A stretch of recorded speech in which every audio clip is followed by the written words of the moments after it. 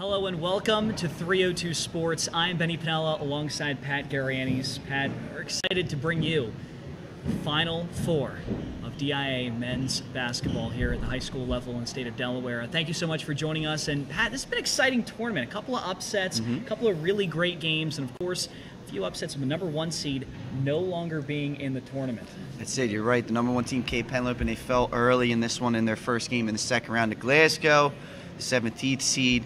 The final four teams are now made up of the number 3 seed Smyrna, the defending state champions, the number 5 seed Carrabelle Buccaneers, who were the runners-up last season and are making another great playoff run behind Ocoee Parker. Number 7 seed Sanford, who's kind of gotten hot lately. They're a complete team, and they got some bigs down low, including Nana Njoku and Jair Davis. And then, of course, the lowest remaining seed, the number 9 St. E's Vikings, a little near and dear to my heart, getting the job done.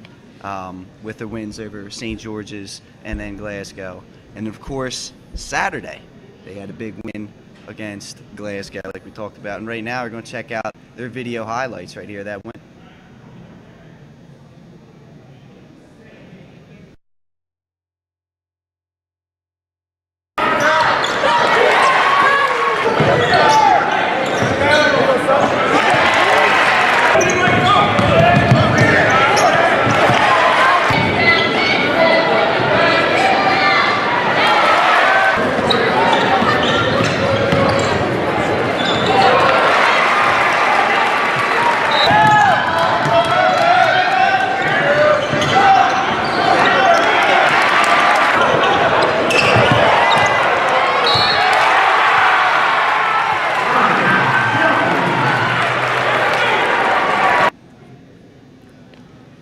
And those very Vikings join us on the set. Head coach Matt Rubenkamp, and of course Nathan Thomas. Guys, thank you very much for sitting down with us. Of course.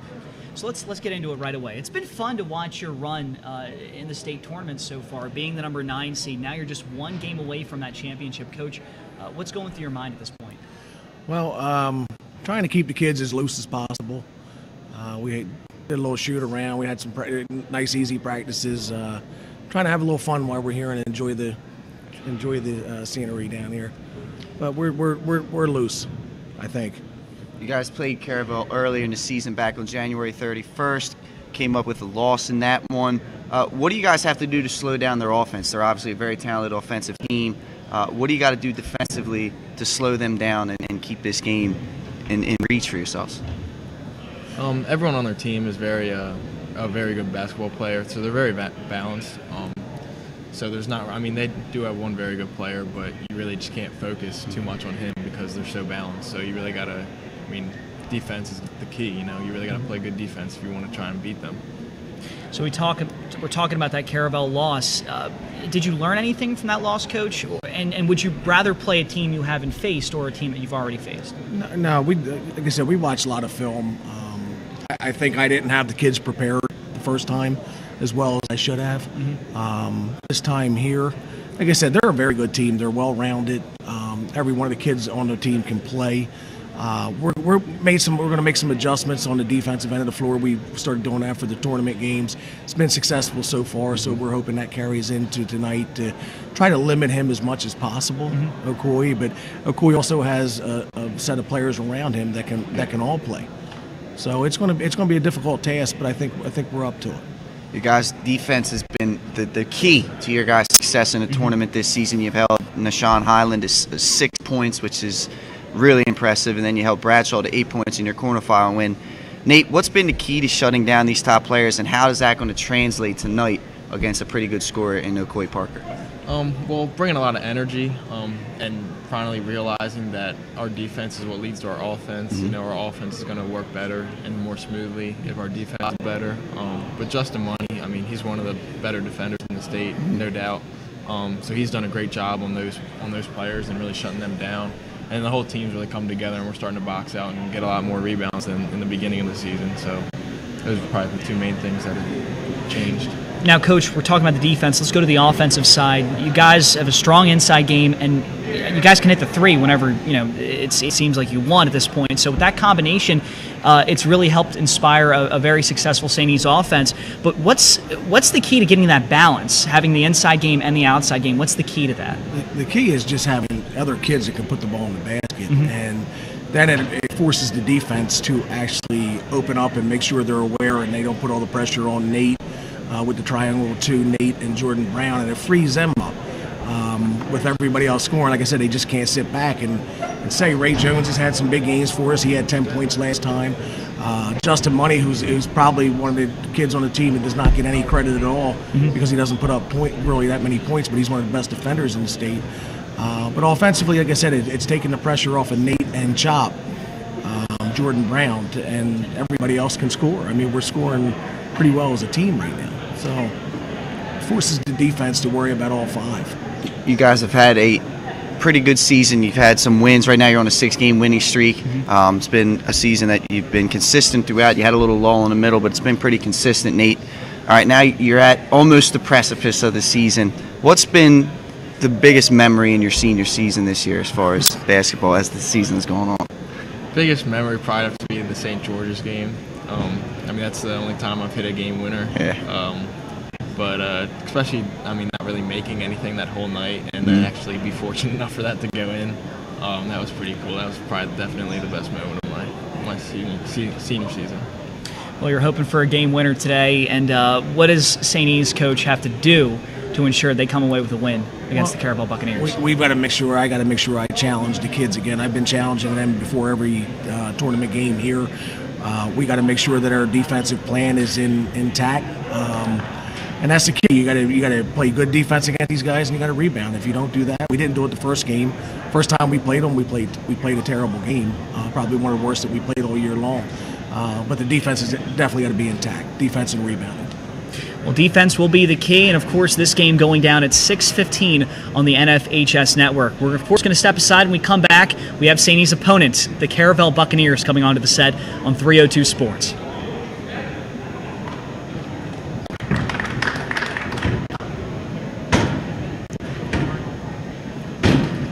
Excellent. Thank you very much. Where's Great Tobin job. sitting at? I'm gonna put gum in it.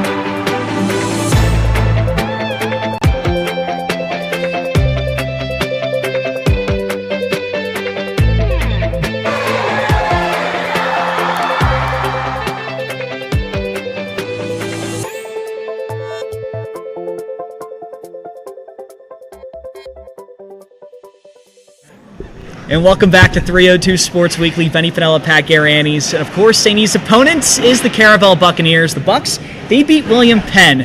And here's a look at that game from Saturday.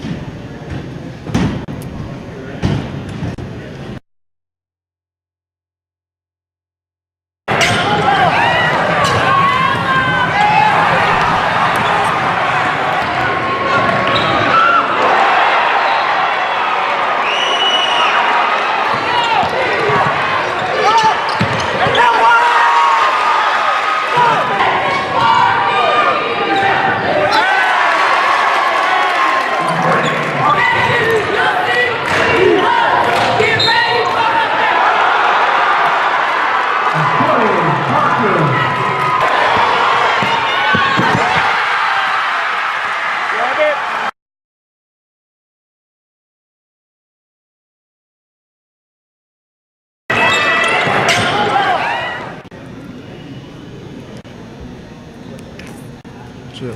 And welcome back to 302 Sports. Benny Pinella, Pat Garianis, and of course we're joined now by the Carrabelle Bucks, Coach Mark Tobin, Brandon Sampajan, and Dwayne Earl. Guys, thank you very much for joining us on the show. Yep. You're welcome. Of course, we talked to St. E's a little bit. They're a very hot team. Carrabelle just as hot, if not hotter right now. 8 wins in a row. Coach, what's been the key for the Buccaneers? Well, I believe that we've been playing well together. Mm-hmm. We've been sharing the ball. DJ's done a nice job stepping up, and Coy with points. Brandon always does the things that nobody else wants to do. Get on the floor, get the dirt, rebound, make the defensive stop. So overall, I believe that we're playing really well together, offensively and defensively, which is the key to winning basketball games. You guys have played 2 tournament games. They've been really close ones. 2 points combined differential in those. Does being in close games help build confidence for you guys? And as we get into these bigger games, how important have those tough battles been for you, Brandon and DIAA? They're really important because the most important part of the game is like the end of the fourth quarter, and like being able to close games out. It's like we have a lot of experience from first round and second round. And we close them out. We've done a good job. DJ? For me, I think that just builds character for the team. Like helps us know how to handle tough game situations. And, of course, Carrabelle, you guys have handled the Vikings earlier in the season on January 31st. What worked for you, Coach, in that win against the Vikings, and what do you have to do to make that to apply on the court to come away with another win? Well, I believe that game we played, we finally got into our offense. Mm-hmm. Most of the games we were kind of hot and cold. We were playing teams. We lost the game before, and we really weren't effectively running our sets. And when we hit St. Elizabeth's, thank God it clicked, and they moved the ball well. We shot well from the floor, and overall, all aspects were kind of firing that game. We're going to probably need the same for tonight. Yeah, you talk about St. E's. They've been really good in the tournament as far as stopping top scorers in the state. What have you seen from them the last 2 games that maybe is different from what you saw January 31st? And what do you think you guys have to do to get the same result as you did back in at the end of January? Well, clearly they're a better team than first time we played them. They also got their one player back who was hurt, and then they're playing more as a team. Mm-hmm. To me, they look more aggressive on defense, so we don't have to find more ways to score and use more of our bench players. And, Coach, your offense seems to play well here at UD. A lot of teams struggle on the court, depth perception or some other factors as well. But you seem to just have that level of comfort. Why do you think you guys, Carrabelle, has played so well at the Bob? That's a good question. I don't know if I want to know the answer, so we just keep going. But, I feel like, last year was kind of like we're us against the world.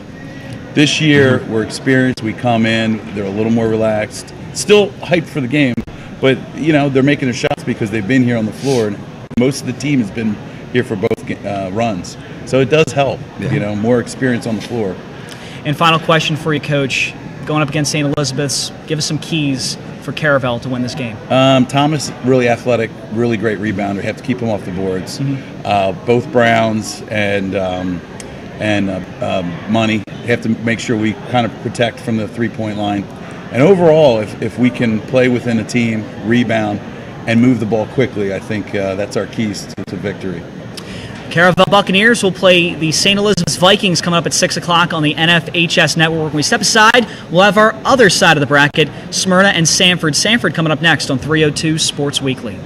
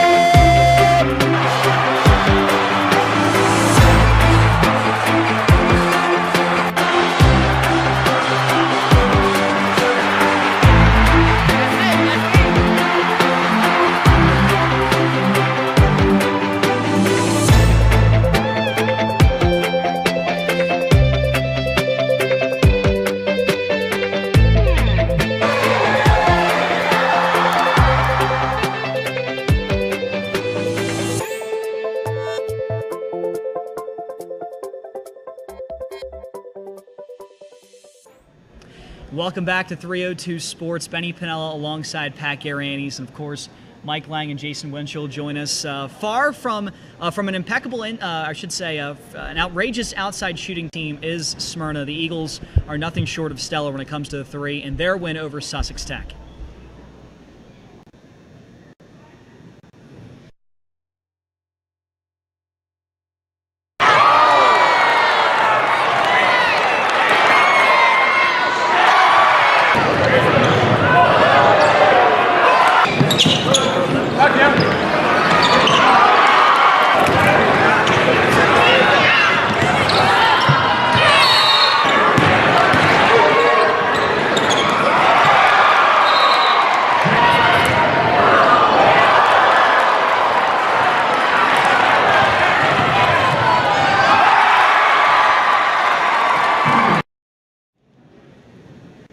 Of course, that was a look at Smyrna and their win over Sussex Tech. Joining us on set is Mike Lang and Jason Winchell to talk about this potent Smyrna club. Guys, thank you very much for joining us. Good to be here.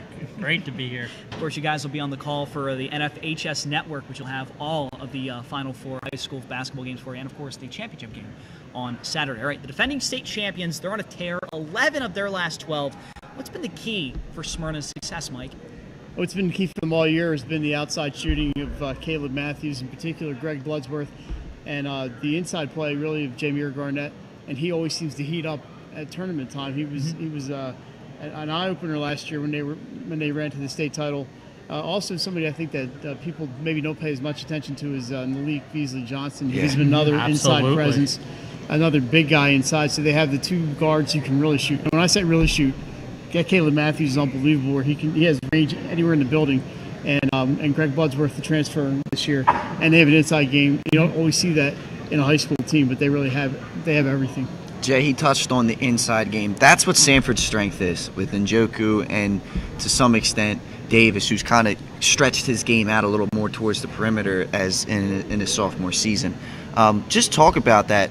Sanford having the inside game, Smyrna's inside game has developed. Is it really that much of a mismatch, or is Smyrna kind of closed the gap with that, especially with the play of Beasley Johnson? Yeah, I think that's the real key for Smyrna is at the beginning of the year, they didn't have that inside game that Sanford had. Now they do, and it's a dangerous team with the inside-outside game. So they're going to have to, if Smyrna gets that inside game going and matches Sanford inside, they're going to be a tough team to beat. And this is a matchup we haven't seen all season long, Mike. It's actually quite refreshing to be this late in the season and get a fresh matchup. Yeah. So we can only go off of what we've seen on paper. What do both of these teams, Smyrna, of course, present as a challenge to Sanford? But really, it's those guards who can shoot. I mean, how do you defend them? You have the Perkins, Hassan and Corey Perkins. They're going to have to step up their defensive game. I mean, we've seen Sanford a few times. Hassan Perkins really likes to drive.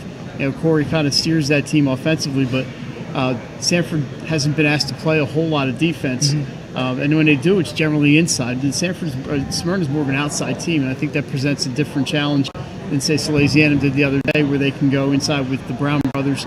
And so Sanford stretches the floor a little bit. I think that really is going to present a challenge for Sanford. I think Smyrna stretches the floor. All these S's in the final with St. Elizabeth, Sanford, and Smyrna. Smyrna is going to stretch that floor out, and I think that really will. That's going to challenge Smyrna. Sanford. See, I knew I was going to mess that up. That's all right. Smyrna's been hot, Jay. I mean, the last game against Sussex Tech, they dominated from tip-off. Caleb puts up 30+. Bloodsworth is playing fantastic. What is it like? What are you seeing from those two right now? And is there any way that you could stop them right now? And it's like they're two floor generals out there. I mean, that's exactly what they are. As a coach, you don't have to worry because you know if they get in a pressure situation, these two know what to do at all times on the court. So it's like having a coach on the floor. And Bloodsworth is more of a point guard-oriented guy who will shoot the three ball and poses a problem, but he's really good at knowing where all his teammates are on the floor.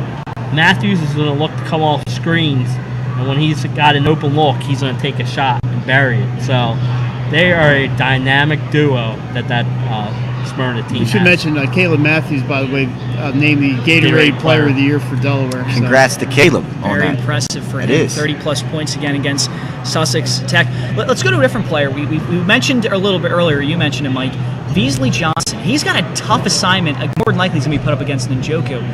So what does he need to do? Because Beasley Johnson's kind of an underrated player in this whole.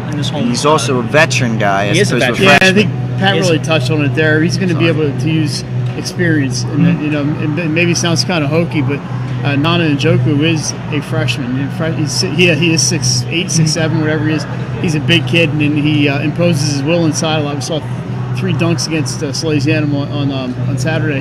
But Beasley Johnson will be able to read where the ball's coming off the rim, that kind of stuff. His experience really is going to play a big part. And I'm taking nothing away from Paul Brown. He did a serviceable job, but Beasley Johnson matches Njoku size for size. I mean, Beasley Johnson, a very big guy. So, in terms of that, how is Njoku going to be able to work around Beasley Johnson?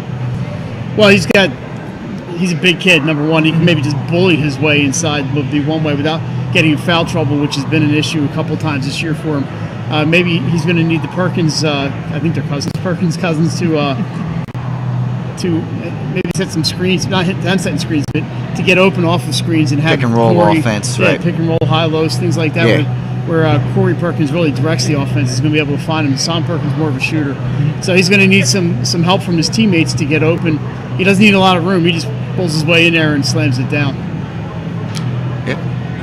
And of course, the offense for Smyrna has been unbelievable. 75 points against Sussex Tech. Jason, what do they have to do to keep it going tonight? Just keep on running their offense. They like to push in transition. I know I'm going to get to my keys of the game later for Smyrna, but that would be one of them. Just keep up their transition game because that's going to find those three-point shooters the open looks that they need. Of course, it's Sanford versus Smyrna, a game going down tonight at 8 o'clock. You can watch that on the NFHS network. We'll come back, we'll talk Sanford once we flip from Smyrna to Sanford on 302 Sports.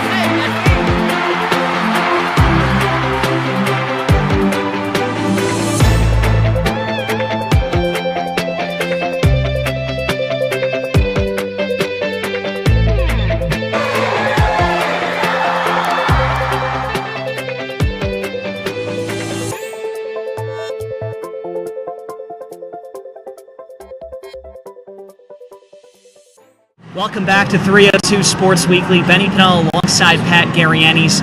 And, of course, it is time to talk about Sanford. One of the most potent inside games in the tournament, thanks to Nana Njoku, and something, of course, that was evident in their win over Salesianum.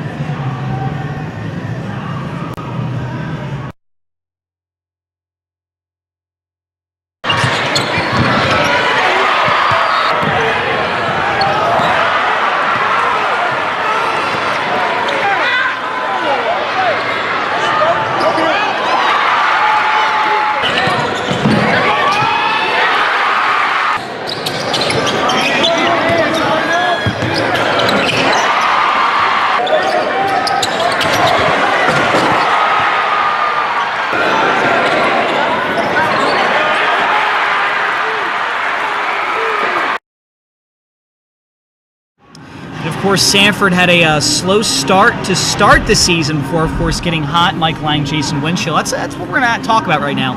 1-4 record to kick off their season, 16 of their last 17. So things certainly changed around pretty quickly there, Mike. Yeah, well, the 1-4 start was against the national schedule, really. They played in a couple of tournaments, and the only loss they had was to Pat's Vikings, and they were missing. They were playing 3 varsity players that night. The rest of the team was suspended. So that game was an anomaly. Hassani's won the game, and they deserved to win. But Sanford really 16-1 with an asterisk. They are red hot. Some of that I think had to do with their schedule, but they're also a very good team. This is now the 3rd year you've seen Jair Davis at the Bob Carpenter Center. What have you seen, Jason, as far as his development is concerned as a player, and how much of a mismatch problem is he for teams throughout the state?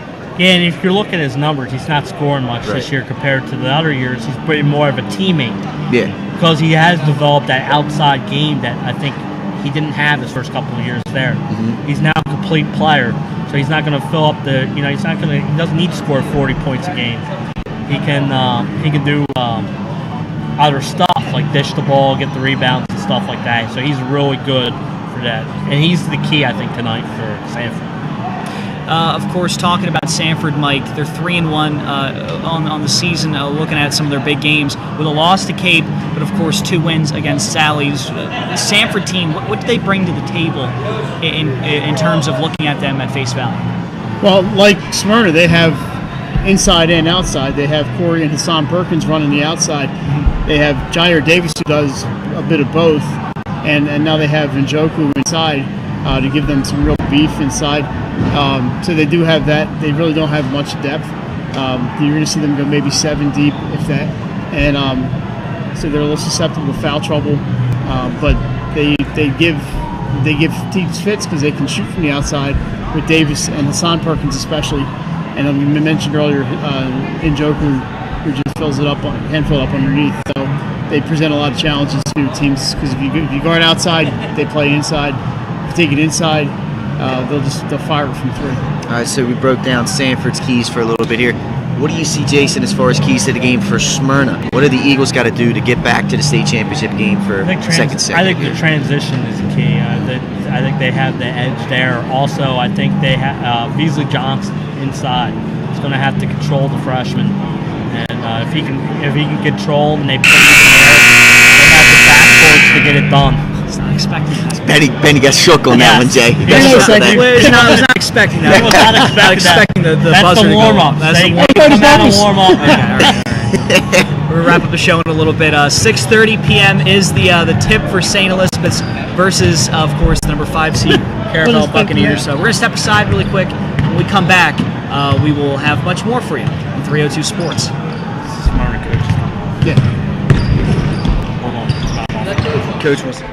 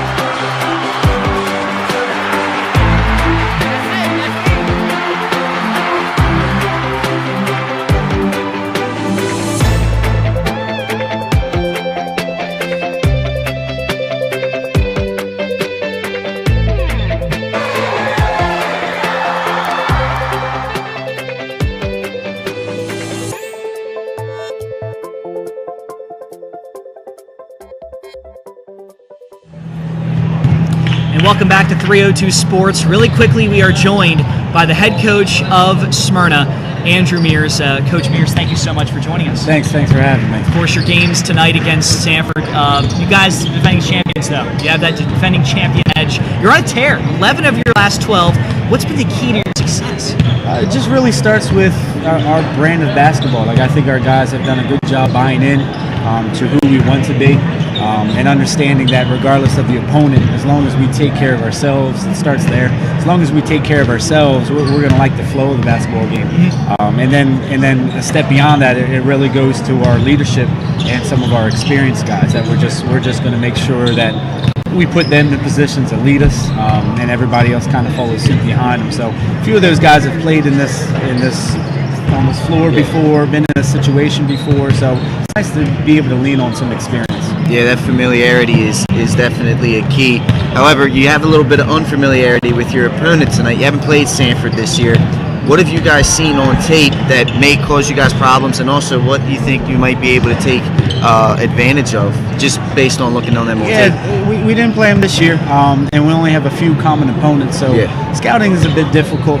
Being able to see them the other night against Sally's, and then as well as remembering back to a year ago when we had them at Slam Dunk to the Beach. Though some of the pieces are different, we have a lot of respect for them. So we know that they're a talented team, a young team, but at the same time a very disciplined and a smart team. So our preparation, I feel pretty good about where we are and what to expect tonight. But at the same time, it kind of goes back to why we're here, and it starts with just us being us, seeing what Sanford does and making the adjustments we need to make. But I feel pretty confident in our game plan tonight. Last few questions, Coach. Sanford, their brand of basketball is inside through Njoku. Beasley Johnson more than likely going to have that assignment. What does he need to do to prevent one of the most fantastic freshmen Delaware's ever seen? Yeah, Nana's fun to watch, but Malik has done a good job this year himself of protecting the paint for us, filling a role that we really need him to fill. So as long as he's able to stay out of foul trouble, I like his chances against Nana. I think both those guys are going to enjoy tonight's matchup for the fact that I think Njoku hasn't seen a lot of size in Delaware, and then Malik hasn't really been tested by anybody as gifted as him. So I'm excited for the battle, and I think both kids would probably admit the same thing. Caleb has been spectacular once again throughout the 20 run, and Greg Bloodsworth has been a nice addition to your team, along with Jameer, obviously.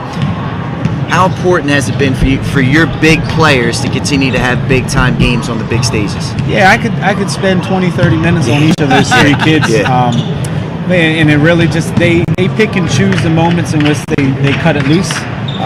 And then when they do, like the other night, Caleb had 30, but you remember around this time last year, Jameer had 28 on the stage. And at any time, Greg is able to take over when he wants. So they pick and choose their times. They kind of read the defense, but ultimately it comes down to trust. They trust each other.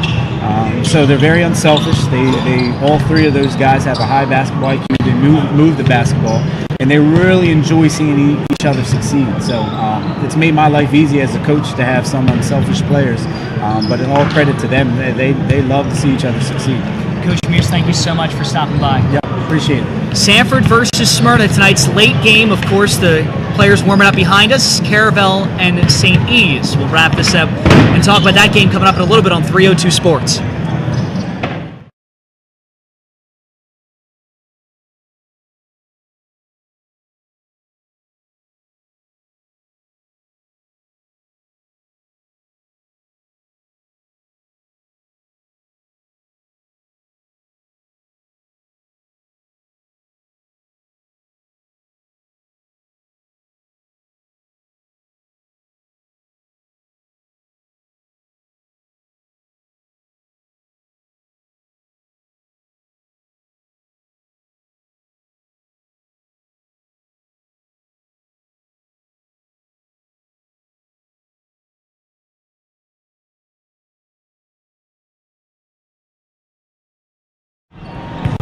Welcome back to 302 Sports Weekly. Really quickly, a special thanks to Incognito for the graphics. Great job on the graphics, and of course, special thanks to our producer, Nick Halliday, for all he has done. All right, guys, final word on St. E's and Carrabelle. Game warming up behind us.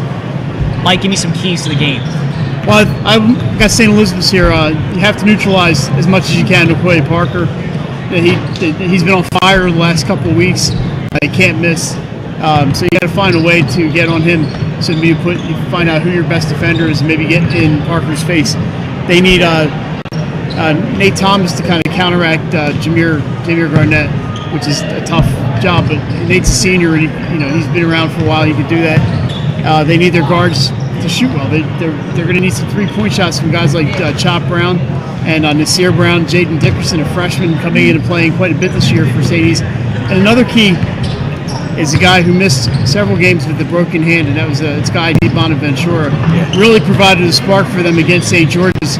And Guy is kind of an unheralded guy on this team, no pun intended. And, if they could get 8-10 points from Di Bonaventura, I think things look pretty good for the Vikings and VK Nation. VK Nation. What a guy! That's it. Hey, like Benny said, thanks to Incognito once again. Also, thanks to DIAA and the University of Delaware workers for allowing us to do this show, for the great setup and scenery you're seeing right here. Jay, we're going to you now for the keys to the game for Carrabelle. Carrabelle, I think it's real easy. You have to neutralize Thomas on the glass. That's been the real big thing for St. Elizabeth. Thomas has been versatile. He's done a great job. So that's one team that I think the key there. Also, if they can get Parker going early, this will be good. Of course, we're going to wrap up the segment right now. We just had Sanford walk onto the set, so we'll talk to them really quickly on 302 Sports. A little improvisation going on, I don't think they went to commercial yet. I think we're still live, Benny.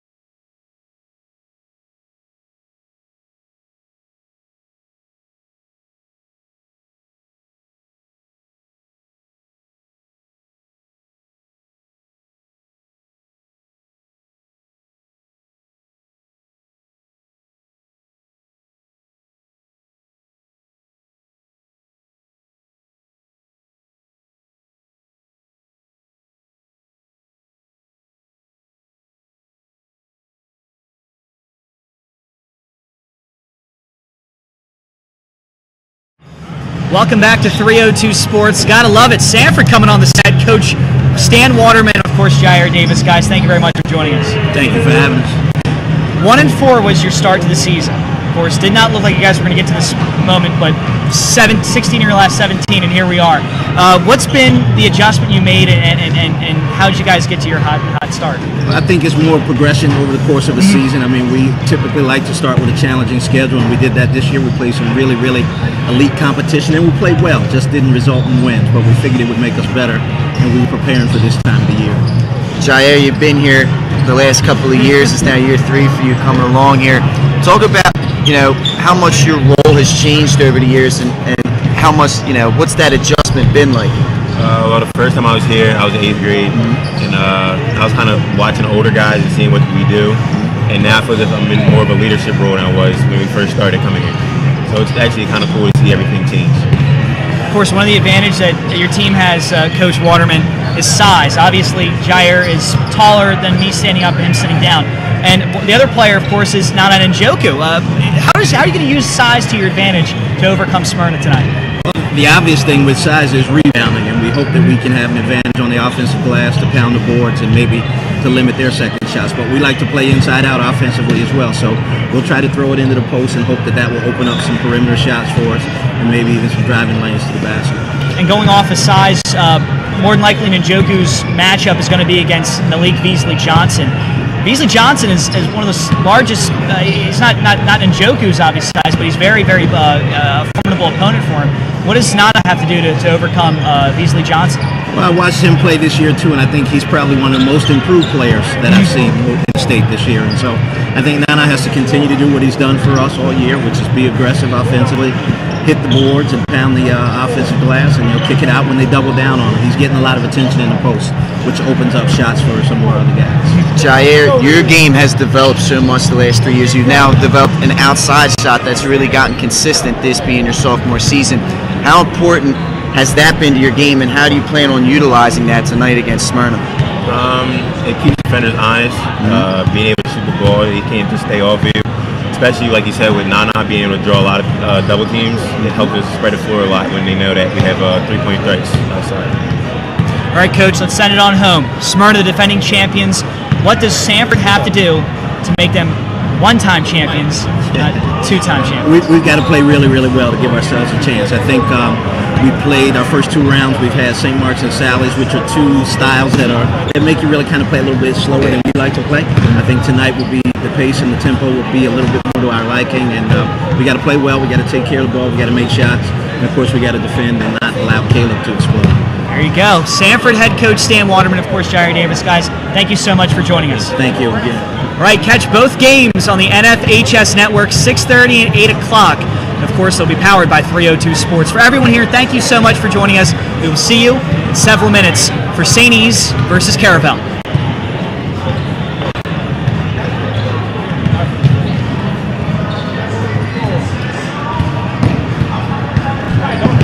Good.